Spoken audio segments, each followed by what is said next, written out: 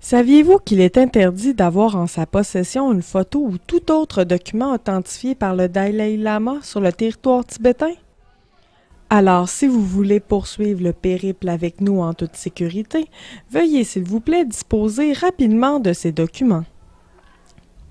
Vous savez sans doute que la plupart des monastères tibétains sont aujourd'hui sous le contrôle de collaborateurs chinois. L'histoire des monastères est fascinante. Parmi eux, le monastère de Drepung, fondé en 1416, accueillait plus de 10 000 moines en 1951 lors de la prise de possession par les Chinois. Il était à l'époque le plus grand monastère du monde. De nos jours, l'intensification de la campagne de rééducation patriotique des Chinois exige des moines tibétains qu'ils dénoncent leur chef spirituel, le Dalai Lama.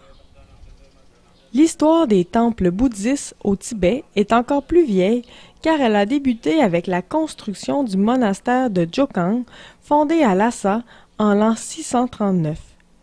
Il a cependant été passablement détruit au courant du siècle dernier. Heureusement, une poignée de monastères a été un peu moins touchée par la révolution culturelle de Mao.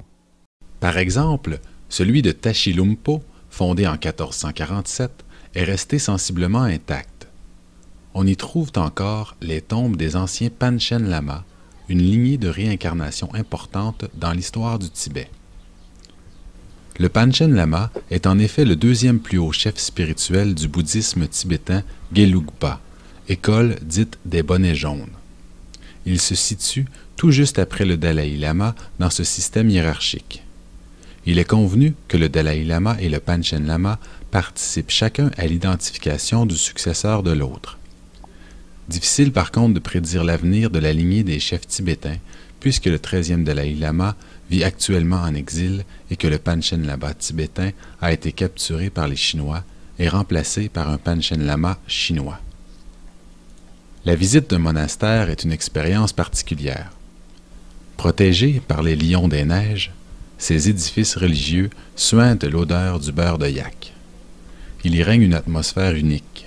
On y aperçoit des reflets dorés de statues et des tombeaux gigantesques, des milliers de chandelles et de livres d'allure on ne peut plus ancienne.